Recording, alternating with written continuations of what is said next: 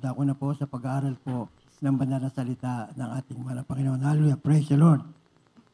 Bago po sa ating Bible study, join me in prayer. Hallelujah. Praise the Lord.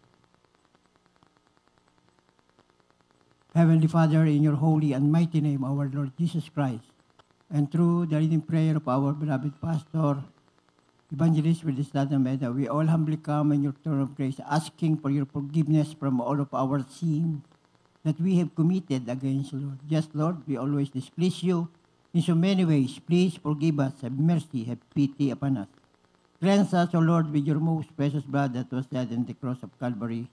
Create in us a new clean heart, a new mindset that will do your will until you return. Heavenly Father, we ask you to bless and anoint your holy word that we are going to share in this Bible study. Be with us and guide us. We can do nothing without you, Lord. I also ask you, Father, to bless and anoint every single word that will come out from my lips, and let it be a blessing to each and every one of us. Lord, open our spiritual eyes to see and our ear to hear. Give us all wisdom to comprehend and understand your holy word. This is, we pray, in your holy and mighty name, our Lord Jesus Christ, and through the prayer of our beloved pastor, we bind and rebuke all power of darkness, doubts, unbeliefs, hindrances, distraction, cast out in Jesus' name.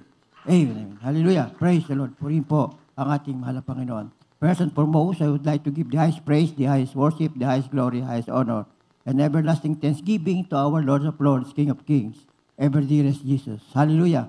Praise the Lord. At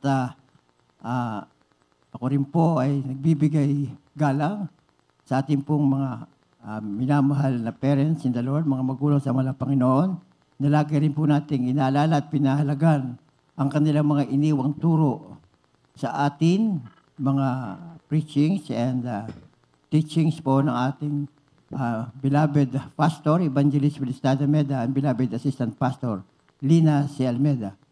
Bumabati rin po kami sa ating po mga Almeda family, beloved Almeda family, beloved preachers, beloved brethren, beloved workers, beloved visitors, and beloved webcast viewers na kasama nating pinapupurihan, niluluwalhati ang mga napanood sa pamagitan po ng panood po ng ating pong webcast live. Hallelujah! Praise the Lord! Tuloy-tuloy na po tayo sa ating pong pag-aaral ng banal ng ating mahal na Panginoon. Ang title po, pamagat po ng ating pag-aaral, The Power to Change. Ang kapangyarihang magbago. Hallelujah! Praise the Lord! Purihin po ang ating mahal na Panginoon at beloved preachers. Basahin po natin yung ating pong banal na salita. Mahaba-haba po ito. Ephesians chapter 2, verses 1 to 10. Amen. Praise the Lord. From the book of Ephesians, chapter 2, verse 1 to 10. Praise the Lord. And you hath he quickened, who were dead in trespasses, in sins, wherein in time past you walked according to the course of this world, according to the prince of the power of the air, the spirit that now worketh in our children of disobedience, among whom we are all had our conversation in times past, in the lust of our flesh, fulfilling the desire of the flesh and of the mind, and were by nature the children of wrath, even as others. 4. But God, who is rich in mercy, for his great love wherewith he loved us, even when we were dead in sins, hath quickened us together with Christ. By grace ye are saved. And he hath raised us up together, and made us sit together in heavenly places in Christ Jesus, that in the ages to come he might shew the exceeding riches of his grace in his kindness towards us through Christ Jesus. For by grace are ye saved through faith, and and that not of yourselves. It is the gift of God. Amen. Not of works, lest any man should boast. For we are in his workmanship, created in Christ Jesus unto good works, which God hath before ordained that we should walk in them. Amen. Amen. Praise the Lord. Sa Tagalog po, pakibasa na rin po. Ang sulat ni Apostol Pablo sa mga taga-Episo talatang 2, versikulo 1 hanggang 10. At kayo'y binuhay niya nang kayo'y mga patay dahil sa inyong mga pagsalangsang at mga kasalanan. 2, na inyong nilakaran noong una ayon sa lakad ng sanlibutan ito, gaya sa pangulo ng mga kapangyarihan ng hangin ng Espiritu na ngayon ay gumagawa sa mga anak ng pagsuway. 3, sa gitna ng mga yaon, tayo rin naman ng ibang panahon ay nangabubuhay sa mga kahalayan ng ating laman na ating ginagawa ang mga pita ng laman at ng pag-iisip at tayo nooy katutubong mga anak ng kagalitan gaya naman ng mga iba. 4, ngunit ang Diyos ay palibasay mayaman sa awa dahil sa kanyang malaking pag-ibig na kanyang iniibig sa atin. 5, bagamat tayo'y mga patay dahil sa ating mga kasalanan, tayo'y binuhay na kalakip ni Kristo sa pamamagitan ng biyaya, kayo'y nakaligtas. 6, at kayo'y ibinangon kalakip niya at pinaupong kasama niya sa sangkalangitan kay Kristo Jesus.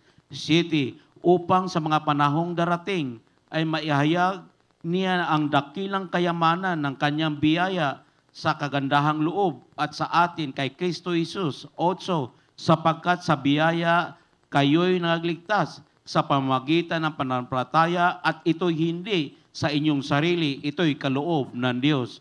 9, hindi sa pamamagitan ng mga gawa upang ang sinuman ay huwag magmapuri. 10, sapagkat tayo'y kanyang gawa na nilalang kay Kristo Jesus para sa mabubuting gawa ng mga inihanda ng Diyos ng una upang siya'y ating lakaran. Amen. Amen. Purihin po ang madalas salita ng ating mga Panginoon. God bless you po, beloved preachers, for reading the holy word of our Lord. Ating pong, minsan na po pong palakpakan po ang ating pong pinakamama na Panginoong Jesucristo sa kanya pong mga salita na ating pong nabasa o napakinggan. Hallelujah, praise the Lord. Purihin po ang ating mga Panginoon.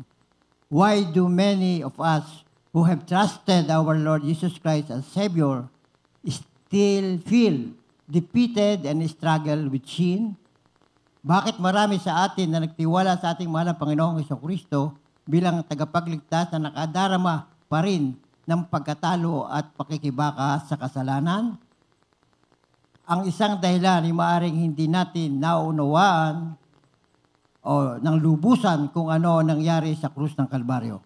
Sa halip na mamuhay sa ating bagong pagkakakilanlan bilang sa ating mahal na Panginoong Jesucristo, nakikita pa rin natin ang ating sarili bilang mga walang pag-asa sa makasalanan ng walang kapangyarihang magbago. Hallelujah! Praise the Lord.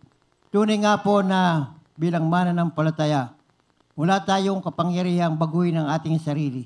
Subalit binigyan tayo ng banal na Espiritu ng ating mahal na Panginoon upang maging gabay at patnubay natin sa ating paglilingkod o bilang at naligtas sa pangalan ng ating pinakamamahal na Panginoong Jesucristo. Hallelujah! Praise the Lord. Nang ating tanggapin ng ating mahal na Panginoong Jesucristo, tayo ay nasa lusak ng kasalanan. At tayo ay napatawad ng ating nang tayo po ay maborn again. Ano po ba yan na born again? Yung po ay ang pagtanggap sa ating mahal na Panginoong Jesucristo bilang ating Diyos at sariling tagapagligtas. Na yan po ay sinasaad sa Juan Kapitulo 3, versikulo 3 hanggang 5. At ang sabi pa ng ating mahal na Panginoon, magpabautismo kayo sa kanyang pangalan sa ikapagpapatawad ng inyong mga kasalanan at kayo bibigyan ng regalo na banal na Espiritu. Ito pong banal na Espiritu na ito na tinanggap natin ang tayo mapagbautismo sa pangalan ng ating mahal na Panginoon. Ito po ang magiging gabay at patnubay natin bilang isang tunay na Kristiyano. Hallelujah! Praise the Lord! wala kang pagkakataon upang magmana ng buhay na walang hanggan kung hindi ka magpapabautismo sa pangalan ni Hesukristo. Bakit po? Dahil po, sa dami ng relihiyon sa buong mundo, na iisang Biblia ang binabasa, subalit iba-iba ang pakahulugan. Bakit po?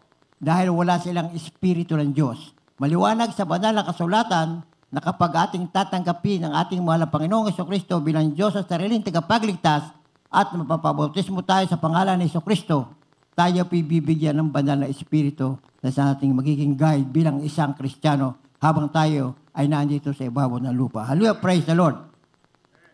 At sa mga pinangaral ng ating beloved pastor Evangelist Berdistada Meda, ito po ay isang pamamaraan upang yung banal na espiritong yan ay huwag lumayo sa atin. Dahil kapag kahit tayo nabigyan na ng banal na espiritu at hindi natin nagagawa ang kalooban ng ating mahal na Panginoon, nag-grieve yung Holy Spirit at yan ay lumalayo rin sa atin.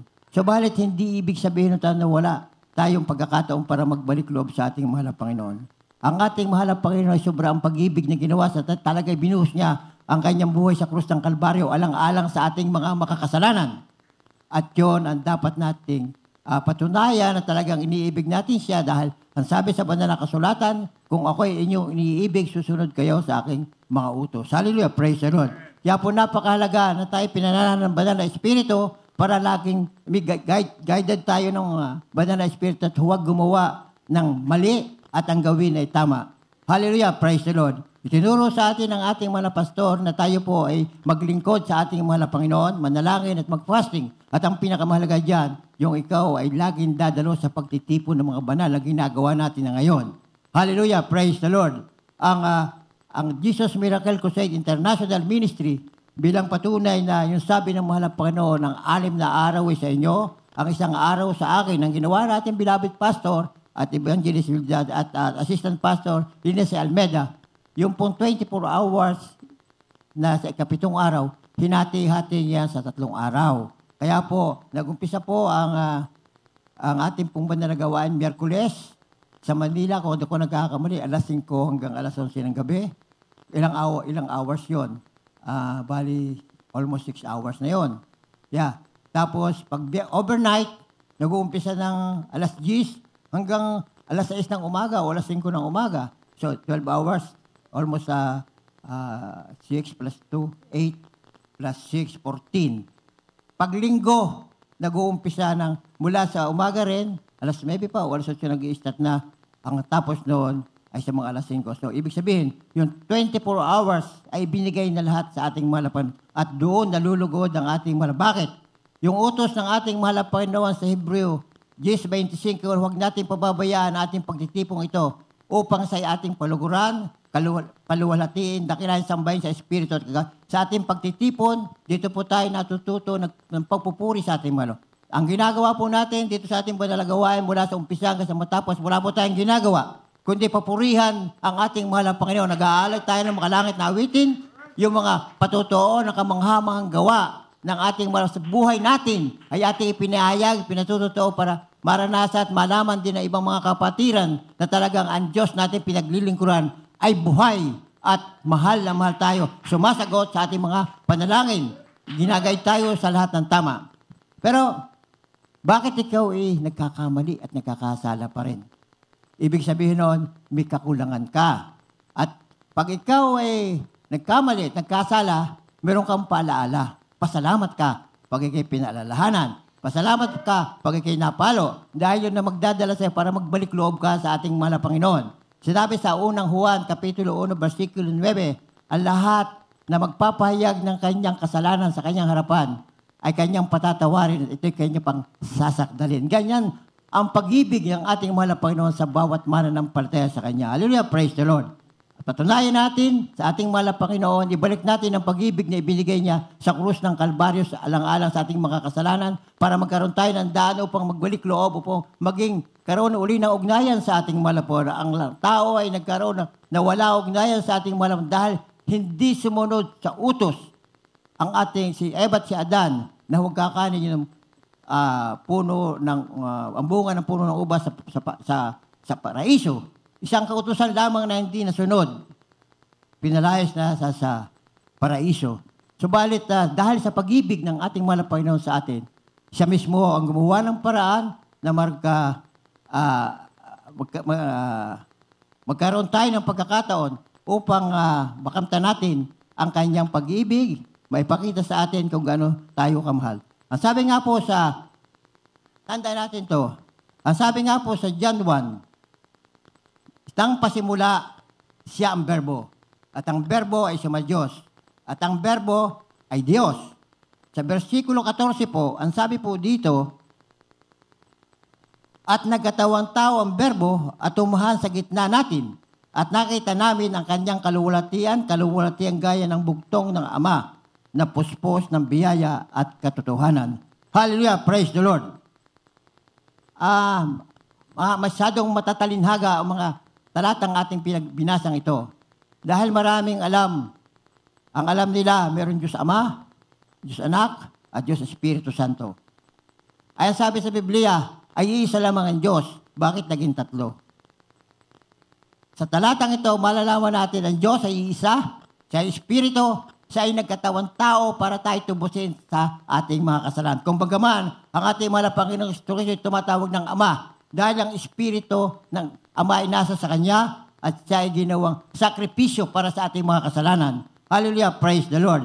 Yung pong Espiritu niya ay yung pong Espiritu ng Ama. At even sinabi ng ating mga Panginoong Kristo, ang Ama at ako ay iisa. Purihin po ang ating mahal na Panginoon. Kaya po napakahalaga na maunawaan natin dito at maintindihan natin na kinakailangan nating mabautismuhan. Ano ang bautismo? Yung pong ikaw ay lulubog sa tubig, buong mong katawan, at para ikaw ay mapatawad sa kasalanan na ginawa mo nang ikaw ay magkaisip hanggang sa oras na ikaw bautismuhan.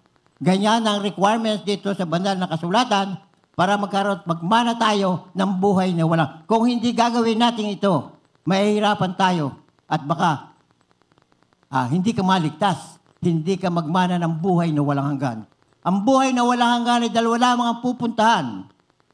Impyerno o langit na kasama ang mahal na Panginoon. Ang impyerno, sino kasama mo doon? Si Satanas. Dagat-dagatang apoy ang pupuntahan mo. Ang pagkakataon na binigay sa atin ng ating mahal na Panginoon, Jesucristo, habang tayo nandito sa dapat natin samantalahin.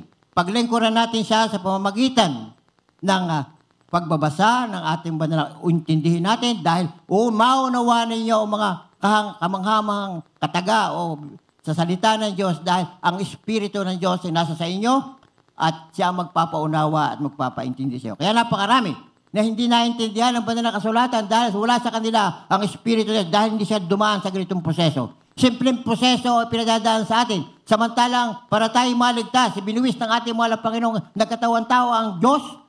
Ibinuwis niya kanyang buhay alang-alang sa ating makasal para tayo magkaroon muli ng kaugnayan sa ating mahal na Panginoon. Hallelujah! Praise the Lord!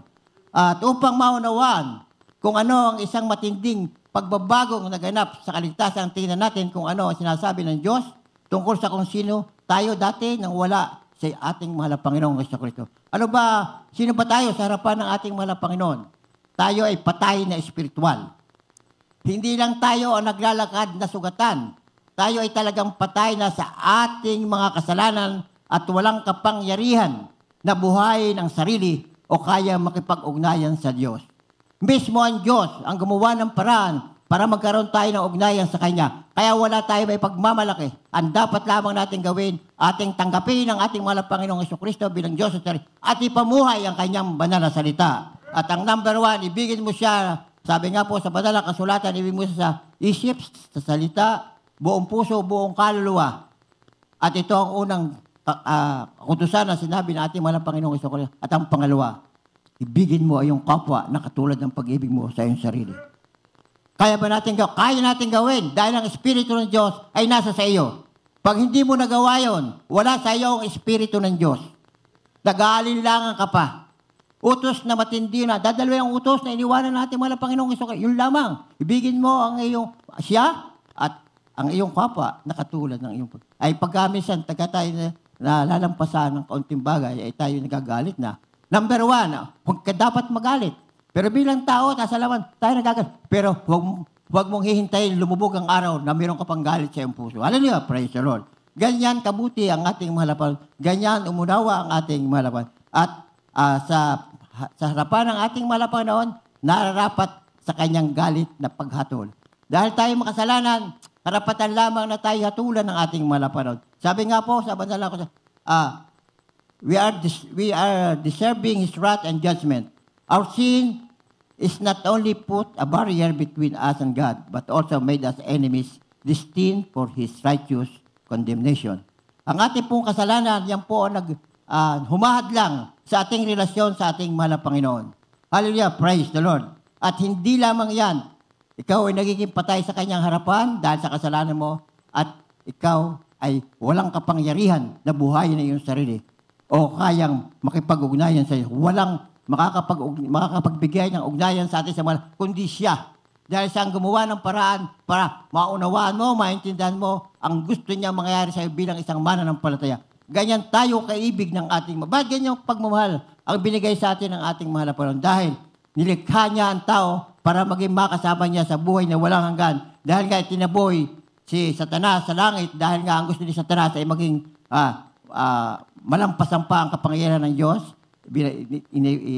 Inalis siya sa kalangitan, kasama yung kanyang mga anghel, yung mga alipores ni Satanas na tinapon dito sa ibabaw ng lupa. At yun nga, kaya nalinlang sa iba't iba dahil doon. Hallelujah, pre. Dahil sa pag-ibig ng ating Marisay, gumawa ng paraan para magbalik ang tao sa Kanya. Hallelujah, praise the Lord. Kaya po, yung bilang makasalanan, tayo po ay, ang ating karapatan ay magkaroon ng walang ugnayan sa ating mga lapanoon, bahala yung kasalanan, at wala tayong kapangyarihan para mabuhayin natin sarili. At ang isa pang pag-asa o bilang isang makasalanan na nagkaroon ng koneksyon sa ating mga lapanoon, tayo po ay talagang tunay na nararapat sa galit ng paghatol. At ating mga kasalanan hindi lamang naglagay ng hadlang sa pagitan natin at ang Diyos, kundi ginawa rin tayong mga kaaway na nakalaan para sa kanyang matuwid na paghatol. At ang isa pa ay walang magagawa at walang pag-asa. Wala tayong magagawa para maging katanggap tayo sa Diyos. Hindi man lang tayo makabalik sa Kanya sa pagsisisi kung wala ang Kanyang Espiritu. Kahit paanong gawin natin yung pagsisisi, na nakita talaga naman bilang tao, yung nagre-remorse, nagsisisi kapag kinikawa ng pagkakamali. Pero hindi mo kayang lutasin, mawala, matanggal sa iyong kasalanan dahil kung wala kang banal na Espiritu. Kaya napakahalaga, yung banal na Espiritu ay lagi nananahan sa ating mga puso at isipan. Para manawahan yan, yung sinabi ka, ang requirement, baptism, then lagi kang maglilingkod, lagi mo siyang pupurihin. Dahil laging dadalaw sa ating banal na gawain, 3 times a week. At dito makikita, itong pagdalo, ito ay paglilingkod sa ating mahal na Panginoon. Dahil, kaya tayo nandito nga, pinupuris niya. Lahat naman ginagawa natin, pinag-aaral ng kanyang banal na salita. At yan, ipakita natin sa ating mga kapwa mananampalataya na tayo umiibig sa Kanya. Hindi naman ibig sabihin na kahit na masama ang ginagawa sa iyo, ay hindi ka imig. Panalangin mo yon. Pag minakita ka sa mga kapatiran na hindi tama, ipanalangin mo. Pagka yun ay sinabihan mo, hindi bali sana kung makikinig sa sinabi mo. Kasi talagang tayo makakasabi, binabago tayo nating subalit kung sa'yo pinananahanan, may mga ugali sa hindi, alisin niya ng ating mahal na Panginoon. Tatanggalin niya ng ating mahal. Dahil ang nais ng ating mahal ay tayo maging sakdal. Hallelujah, praise God. Ngunit mahal tayo ng Diyos. Napakagandang pag-isip na ang sakdal, banal na Diyos ay nagpapakita ng pag-ibig at awa sa mga suwail o rebuilding makakasalanan. Ipinadala niya, siya ay pumunta dito sa ibabaw ng lupa, nabuhay bilang tao upang iligtas tayo sa pamamagitan ng pagpapasan ng ating kasalanan at pagdurusa ng banal na puot na nararapat sa atin. Yung pako niya sa krus ng Kalbaryo, ito po ay dinala yung ating mga kasalanan. Ito po ang naging kabayaran ng ating mga kasalanan. Kaya po, kung hindi natin tatanggapin ang ating mahal na Panginoong Jesucristo bilang ating Diyos, sariling tagapagligtas at mapabautismo sa kanyang marilagat na pangalan, hindi tayo magkakaroon ng close, intimate relationship sa ating mahal na Panginoon. Pero hindi man ibig sabihin noon na hindi ka mababago. Dahil mahal ka nga ng mahal, gagamit pa rin siya ng mga pamparaan para ikay magbalik loob. Ganon kang karami na may mga bisyo, masasamang tao, mamamatay tao, lahat ng bisyo, masamang ginagawa. Subalit, hindi niya kilala ang Diyos. Subalit, nagawa siya ng paraan para makilala siya natin at siya ay pinagagaling, siya ay sa kanyang karamdaman, binabago ang kanyang buhay. Hallelujah, praise at ang dating masamang ginagawa niya ay hindi niya na magawa dahil ang Espiritu ng Diyos ay nasa kanya. Ang hadlang na minsang pinananatiling malayo tayo sa Diyos ay inalis ng ating mahal Panginoong Jesucristo. Hindi natin maging talunan ng kasalanan dahil nasa atin ang kapangyarihan ng Espiritu na namuhay ayon sa ating bagong pagkakakilanlan para sa ating mahal Panginoon. Sapat na ang biyaya ng Diyos, hindi lamang para iligtas tayo, kundi para baguhin din ang ating buhay. Hallelujah! Hindi lang kaligtasan ay binibigay sa atin ng mahal Panginoon. Tayo po ay iniligtas at hindi binabago pa tayo ng ating mahal na Panginoon. Tayo po ay naligtas sa pamamagitan po ng biyaya ng ating mahal na Panginoon. Sa kanyang kapangyarihan, sa kanyang kalooban, tayo niligtas hindi dahil tayo ay magaling na tao o tayo masayang tao o mabuting tao. Paano yung mga masasamang tao na nakakilala? Lahat tayo pantay-pantay sa harapan ng ating mahal. Kaya tayo lahat ay binibigyan ng pagkakataon para makapagbalik loob at maging kanya, tagapagmana ng buhay na walang hanggan. Hallelujah, praise the Lord. Pakibasahin po natin, yung susunod po natin talata, Ephesians chapter 1, verses 3 to 14. From the book of Ephesians, chapter 1, verse 3 up to 14. Chapter 3, Blessed be the God and the Father of our Lord Jesus Christ, who hath blessed us with all spiritual blessing in heavenly places in Christ. For according has chosen us in Him before the foundation of the world, that we should be holy and without blame before Him in love. 5. Having predestinated us unto the adoption of children by Jesus Christ to Himself, according to the good pleasure of His will, sakes, to the praise of the glory of His grace, wherein He hath made us accepted in the Beloved. 7. In whom we have redemption through His blood and forgiveness of sin, according to His riches of His grace. 8. Wherein He hath abounded toward us in all wisdom and prudence. 9. Having made known unto us the mystery of His will, according to His good pleasure, which has purpose in Himself. 10. That in the dispensation of the fullness of time He might gather together in the one all things in Christ, both which are in heaven and which are on earth, even in Him. 11. In whom also we have obtained an inheritance, being predestinated according to His purpose of Him, who worketh all things after the counsel of His own will. 12. That we should be to be praised of His glory, who first trusted in Christ. 13. In whom ye also trusted after that ye heard the word of truth, the gospel of your salvation. In whom also after that he believed, he was sealed with that Holy Spirit of promise. Amen. And verse 14, which is the earnest of our inheritance until the redemption of the purchased possession, unto the praise of His glory. Amen. Sa Tagalog po. Sa mga taga-Efeso, Kapitulo 1, 3 hanggang 14. Puri nawa ang Diyos at kapayapaan mula sa Diyos na ating Ama sa Panginoong Hesukristo. Praise God, hallelujah. Puri nawa ang Diyos at Ama Hallelujah, Panginoong Jesucristo, na siyang nagpala sa atin ang bawat pagpapalang ukol sa Espiritu sa sangkalangitan kay Kristo. Ayon sa pagkapili niya sa atin, sa Kanya bago tinatag ang sanlibutan upang tayo'y maging mga banal at mga walang dungis sa harapan niya sa pag-ibig. Na tayo'y tinalaga niya ng una pa sa pagkupkup na tulad sa mga anak sa pamamagitan ni Jesucristo, kaganang Kanya ayon sa minagaling ng Kanyang kalooban.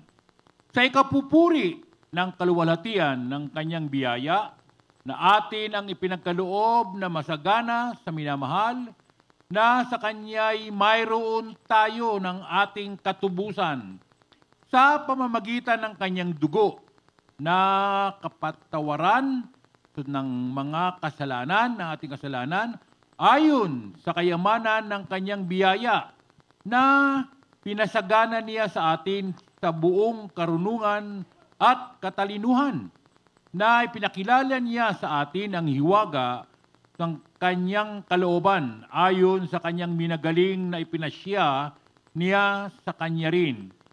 Sa pagiging katiwala sa kaganapan ng mga panahon upang tipunin ang lahat ng mga bagay kay Kristo, ang mga bagay na nangasa sangkalangitan at ang mga bagay na nangasa ibabaw ng lupa.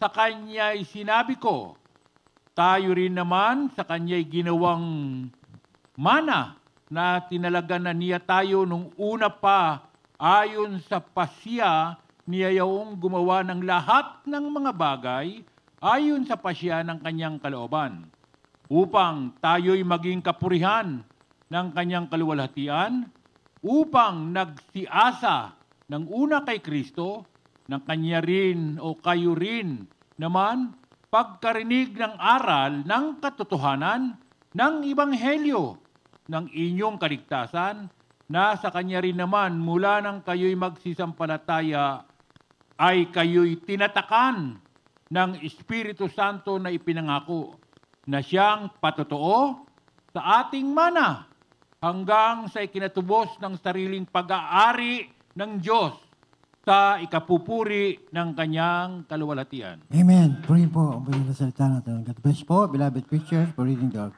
Minsan na po natin palakpakan po ang ating pong pinakamamahal na Panginoong Jesucristo. Hallelujah. Praise the Lord. Tunay nga po na ang mga Kristiyano madalas nating narinig ang mga tao na nag-uusap tungkol sa biyaya. Hallelujah. Praise the Lord. Ngunit, naiintindihan ba natin ang ibig sabihin nito? Naiintindihan ba natin ang ibig sabihin ng biyaya? Ginagamit ng banal na kasulatan ng salitang ito bilang pantukoy sa kabutihan at kagandahan loob ng ating mahal na Panginoong Diyos, na malayang ipinaabot sa mga lubos na hindi karapat-dapat. Sino ba yung hindi karapat-dapat? Tayong lahat hindi karapat-dapat. Naging karapat-dapat lamang tayo nung tayo po ay ating tanggapi ng ating mahal na Panginoon. Tayo naging Kanya. Hallelujah, praise the Lord. Ang biyaya ng Diyos ay ang paraan ng ating kaligtasan sa pamamagitan ng ating mahal na Panginoong Jesucristo, at ang batayan kung saan niya tayo nakikita. Sa biyaya, tayo ay ipinahayag na matuwid. Through by grace, you are declared righteous. All of our guilt and shame have been removed, that Christ's righteousness is credited to us as our own. Hallelujah. Praise the Lord. At ang ngayon ay maaari na tayo mamuhay ng may katapangan para sa mahal na Panginoon kahit sino pa tayo. Hallelujah. Praise the Lord. Sinabi yan sa 2 Corinthians 5:29. Ako po mabasa. For He hath made Him to be sin for us, who knew no sin, that we might be made the righteousness of God in Him. Yung hindi nakakakilala ng kasalanan ay Kanyang inaring may sala dahil sa atin upang tayo maging sa Kanya'y katuwiran ng Diyos. Hallelujah! Praise the Lord! Yan po ang ginawa ng ating wala siyang kasalanan. Hindi siya nakakakilala pero inamin niya ang mga kasalanan natin upang tayo po lahat ay maligtas.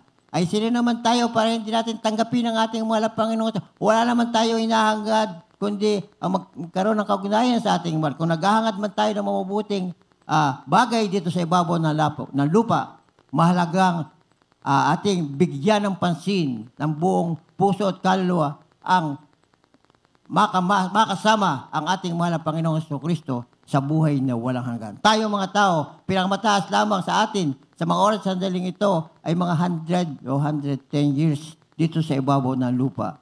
Paano after that, kung pag kinuha na ng mahal na Panginoon ang ating buhay dito sa ibabaw ng lupa, saka pupunta.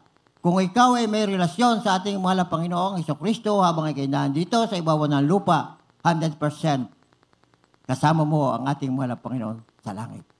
Subalit kung ikay walang relasyon, hindi mo siya makakasama. Iba ang pupuntahan mo. Ang pupuntahan ng mga naglingkod at tunay na sumusunod sa ating mahal na Panginoon ay walang hanggang kaligayahan na kasakasama ang ating mahal na Panginoon. Walang iyakan, walang problema, walang karamdaman, at laging walang gagawin kundi ang magpuri sa ating mahal na Panginoon. Hallelujah! Praise the Lord! Gano'n bang kasarap magpuri? Na kahit nandito pa tayo sa lupa, kapag tayo nagpupuri, nararamdaman natin ang pagkilos ng banal na Espiritu sa bawat mga puso natin. Nababagbag ang ating loob. Kung tayo may nagawang pagkakamali, bakit ba tumutulo ang ating luha? O di kaya, bakit ba tumutulo ang aking loob? Bakit ka ba napupuspos? Dahil nagkakaroon ng infilling of the Holy Spirit. Hallelujah! Praise the Lord!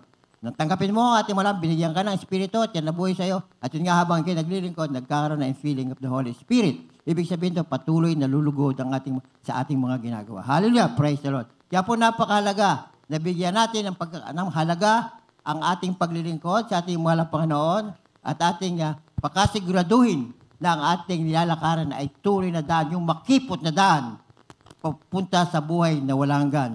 Kahit tayo makipot, magiging maluwag yan sa atin dahil kasama natin ang Espiritu Santo. Subalit, kung hindi mo kasama ang Espiritu Santo, kahit rin ang pupuntahan mo yung maluwag na daan, hindi makipot na daan, pero kapahamakan ang iyong pupuntahan. Hallelujah! Praise the Lord! At sa biyaya, tayo ay naging bahagi ng pamilya ng Diyos.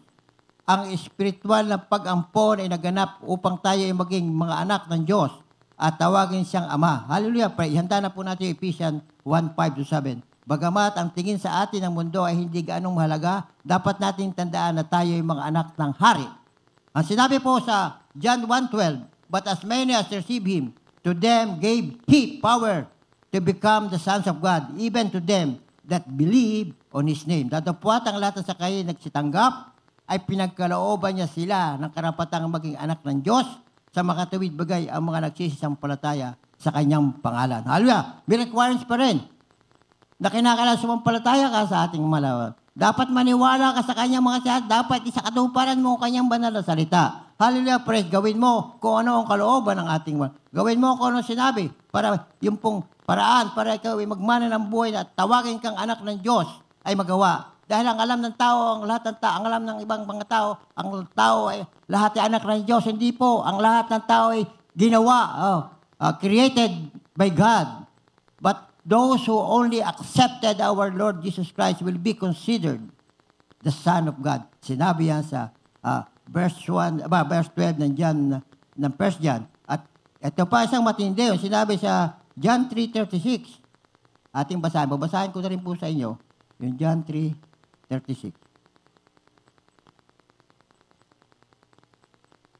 He that believeth on the Son hath everlasting life. And he that believe not the Son shall not see life, but the wrath of God abideth in him.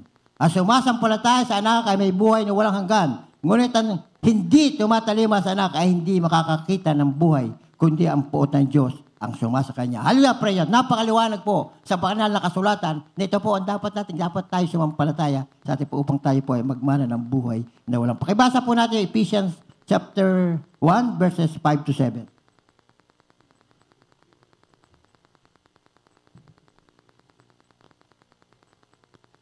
From the book of Ephesians, chapter 1, verse 5-7. Having predestinated us unto the adoption of children by Jesus Christ to Himself, according to the good pleasure of His will, to praise the glory of His grace, wherein He has made us accepted in the Beloved, in whom we have redemption through His blood, the forgiveness of sins, according to the riches of His grace. Amen. Sa Tagalog po. Ang unang sulat ni Apostol Pablo sa mga taga-Epeso, talatang 1, versikulo 5 hanggang 7. Na tayo'y itinalaga niya ng una pa sa pagkupkup na tulad ng mga anak sa pamamagitan ni Hesukristo sa ganang Kanya ayon sa minagaling ng Kanyang kalooban. Sa ikapupuri ng kawahalatian ng Kanyang biyaya na sa atin ay pinagkaloob na masagana sa minamahal. 7. Na sa Kanya'y mayroon tayo ng ating katubusan sa pamamagitan ng Kanyang dugo na kapatawaran ng ating mga kasalanan ayon sa mga kayamanan ng Kanyang biyaya. Amen. Amen. Ito rin po ang banal na salita ng ating mga Panginoon. God bless you po, beloved preacher, for reading the word of our loving God. Hallelujah, praise the Lord. Muli po natin palakpakan po ang ating pong mahal na Panginoon. Hallelujah, praise the Lord. Puri po ang ating. Sa biyaya, tayo ay ginawang kasamang tagapagmana ng mahal na Panginoon. Ang ating mana ay ginagarantiyahan at iniingatan para sa atin sa langit. Sinabi po yan sa 1 Peter chapter 1 verse 4, to an inheritance incorruptible and undefiled, and that fadeth not away, reserved in heaven for you, sa isang manang di nasisira at walang dungis at hindi kumukupas, na inalaan sa langit para sa inyo, para sa atin lahat. Kung ating tayo tatalima susunod sa mga magiging, ang takbo natin, magiging batayan natin, yung ating guide ay ang salita ng Diyos o yung utos ng ating mahal na Panginoon. Tayo ay pinalaya mula sa pang-akit ng materials mo dahil tayo ay mayaman sa tanging paraan na mahalaga. Ano po ba yung mga tanging paraan na mahalaga? Doon po tayo mayaman. Hallelujah, praise the Lord. Pero sa materialismo, ay hindi tayo mayaman. Tayo kinakailangan po magtrabaho, hindi katulad ng iba. Kahit na hindi magtrabaho ay kakain o whatever ang gagawin nila. Pero hindi yan yung hangganan. Ang kinakailangan, paghanda po ng 2 Corinthians verse 8 and 9. 8, 9. Tama. 2 Corinthians 8:9. Pakibasa po natin. 2 Corinthians 8:9. From the book of 2 Corinthians, chapter 8, verse 9. For ye know that the grace of our Lord Jesus Christ, that though He was rich, yet for your sakes He became poor, that ye through His poverty might be rich. Amen.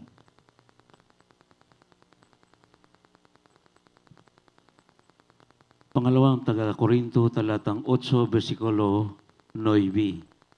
Sapagkat nalalaman ninyo ang biyaya ng ating Panginoong Hesukristo, na bagaman siya'y mayaman, gayon may pinadudukha dahil sa inyo upang sa pamamagitan ng kanyang karukhaan ay magsiyaman kayo. Amen. Hallelujah, praise the Lord. Napakahalagang talata dito sa banal na kasulatan. Talagang, ang ating mahal na Panginoon na may gawa ng langit at lupa, kanya lahat ito. Pero siya'y nagpakumbaba. Naging marukha siya dito para tayo po ay yumaman. Saan tayo yayaman? Sa espiritual. At hindi habang tayo nasa lupa, nandito tayo, at tayo may pangangailangan, hindi tayo kailanman pababayaan ng ating man. He will supply our needs according to His purpose and glory. Hallelujah, praise the Lord. Kaya nga po, miniwanan din siyang talata na ano ba ang sekreto para ikaw ay magkaroon ng kasaganahan dito sa ibabaw ng lupa. Makamtan mo yung pagpapalang material, physical, at higit sa lahat ay ang spiritual na pagpapala. Sabi po sa Malakay 3:10, bring ye all the tithes into the storehouse, that there may be meat in mine house, and prove me now your it, said the Lord of hosts. If I will not open you the windows of heaven and pour you out a blessings, that there shall not be room enough to receive it. So, ang sekreto po para yung mga pagpapalang multiple blessing na makamta natin, magbigay po tayo ng ating ikapotandog. Purihin po ang ating mahal na Panginoon. Hallelujah, praise the Lord. At sa biyaya ay binigyan ng bagong buhay tayo po'y binigyan ng bagong buhay ng ating malang. Kapag nagtiwala tayo sa tagapagligtas, tayo isinilang na muli na tumanggap ng bagong simula. Hallelujah, praise the Lord. At sabi nga po sa 2 Corinthians 5:17, therefore, if any man be in Christ, he is a new creature. All things are passed away. Behold, all things are become new. Kaya't kung ang sino man ay na kay Kristo, say, bagong nilalang, ang mga dating bagay ay nagsilipas na. Narito, sila'y pawang naging mga bago. Hallelujah, praise Lord. Yung po ang paraan para mabago ang ating buhay. Si Himalanghi, mahal na Panginoong Kristo lamang po ang paraan.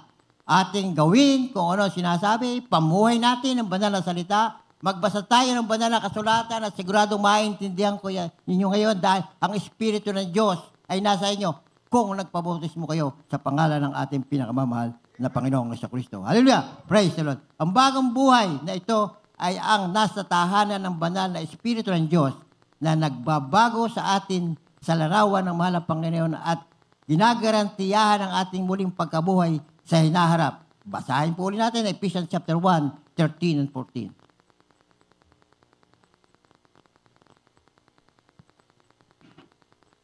Amen. From the book of Ephesians, chapter Matatapos na po tayo. 1, verses 13 and 14. In whom ye also trusted that after ye had heard the word of truth, the gospel of your salvation, in whom after that ye have believed, ye were sealed with the Holy Spirit of promise, Amen.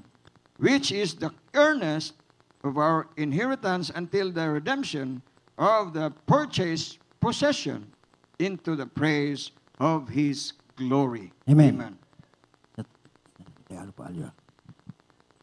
Mga tiga-Epeso 1:13-14, nasa Kanya'y kayo rin naman pagkarinig ng aral ng katotohanan ng Ebanghelyo ng inyong kaligtasan na sa Kanya rin naman mula nang kayo'y magsisampalataya ay kayo'y tinatakan ng Espiritu Santo ng ipinangako Amen. na siyang patutuo sa ating mga mana hanggang sa ikatutubos ng sariling pag-aari ng Diyos sa ikapupuri ng Kanyang kaluwalhatian. Amen. Purihin po ang banal na salita. Tayong lahat ay pag-aari ng ating mahal na Panginoon sa Kanyang kaluwalhatian. Kaya, makakapayag ka ba na hindi ka sa mahal na Panginoon? Simple lang ang pinagagawa sa atin. Mahirap kung wala sa iyong Espiritu ng Diyos. Subalit, nasa atin ang Espiritu ng Diyos, ang mga bagay na yan ay hindi magiging mahirap para sa atin. Yun nga po, sabi sa gagabayan tayo, tingat, kailan pa man, hindi tayo papabayaan ng ating mga lapan. At bilang sa biyaya, tayo ipinalaya sa kapangyarihan ng kasalanan, sa kapangyarihan ng Satanas, at sa kapangyarihan ng ating sarili, yung self-centered life. Tayo pinalaya. Ang biyaya ay nagtuturo sa atin na tanggihan ng kasamaan at mamuhay ng matuwid sa pagsunod sa Diyos. Handa po natin ang Titus 2:11-12. Iyan po ang katapos ng versikulo. Maganda na rin po ang mga awit. Mula sa simula ng kaligtasan hanggang sa walang hanggang kinabukasan sa langit, tayo ay sakop ng walang hanggang biyaya ng Diyos. Hallelujah! Praise the Lord. Subalit pakaalalahanan din natin, tatandaan natin, ang mga pinag-aralan natin kung paano tayo magkakaroon ng kapangyarihan o paano mababago sa pamamagitan ng banal na Espiritu. Subalit, sinabi rin po sa banal na kasulatan sa Revelation chapter 21. Hold on. Pinasasabi lang po ito ng mahal na Panginoon. Ito po kasama sa ating pag-aaralan ito ngayon. Subalit, kinakailangan maintindihan at maunawa natin yung Revelation chapter 21 verse 8. 21 verse 8. Umpisa natin po sa verse 6. Sa Tagalog ko nilang po babasahin. At sinabi niya sa akin, nagawa na ako ang Alpha at ang Omega, ang pasimula at ang wakas. Ang nangungusap dito ang ating mahal na Panginoong Kristo. Ang nauuhaw sa aking paiinuming walang bayad sa bukal ng tubig ng buhay. Ang magtagumpay ay magmamana ng bagay na ito at ako'y magiging Diyos niya at siya'y magiging anak ko. Versikulo 8, ngunit sa mga duwag, sa mga hindi mananampalataya, at sa mga kasuklam-suklam, at sa mga mamamatay tao, at sa mga mapakiapid, at sa mga manggagaway, at sa mga mapagsamba sa Diyos-Diyosan, at sa lahat ng mga sinungaling, ang kanilang bahagi ay dagat-dagatang nagninigas na apoy at asupre na siyang ikalawang kamatayan. Hallelujah, praise the Lord. Kaya po, napakahalaga na ating paglingkuran ang ating mahal na Panginoon at nasa ilalim ka ng gabay ng banal na Espiritu. Kung ginagawa mo ang kalooban ng ating mahal na Panginoon, walang puwang na gumawa ka ng mali. Wala kang gagawin kundi ang tama dahil ang Espiritu ng Diyos ay nasa sa iyo. Hallelujah, praise the Lord. Sinabi rin sa Revelation chapter 3,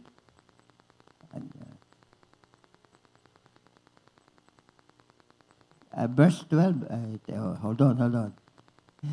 Hallelujah, praise the Lord.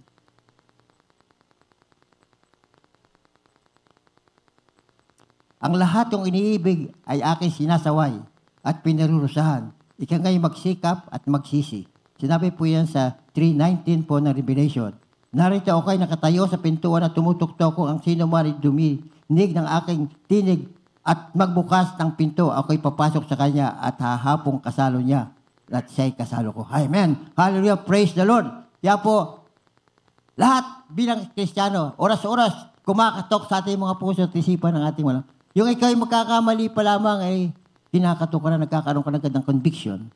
How much more kapag nagkamali ka, talagang makukumbi ka agad. Malalaman mo nagkamali ako. So anong gagawin natin? Hingi tayo ng tawad. At hingin natin sa ating mga panahon na huwag tayong magkamaling muli, gabayan tayo at patnubayan. Hallelujah. Pagka ang hinihingi mo sa ating mga panahon, ay para kayo maging sakdal, ipagkakaloob agad ito sa iyo. Pero pagka ang hihingin mo ay kayamanan o whatever dito sa bawat ng lupa, bibigay din sa iyo, pero sa tamang oras at sa tamang panahon. Kasi marami na binigyan ng kayamanan na wala sa gawain dahil ang inasikaso kanyang kayamanan at ang buong sanlibutan. Kaya kapag tayo may mga pagsubok at mga panalangin na hindi natutugon, tandaan nyo, pinalalakas sa inyong at pinaasa kayo ng lubusan sa ating mga panahon. At kapag nangyayari ito, nagiging sakdal ka. At kahit ang dumang pagsubok sa atin, malalampasan natin dahil alam natin na ang Diyos ay kasama natin. Purihin po ang ating mahal na Panginoon at atin na pong awitan na isang makalangit na awitin na ating mahal na Panginoon. Hallelujah, praise the Lord. Purihin po ang ating pong pinakamamahal na Panginoong Jesucristo. Hallelujah, praise the Lord.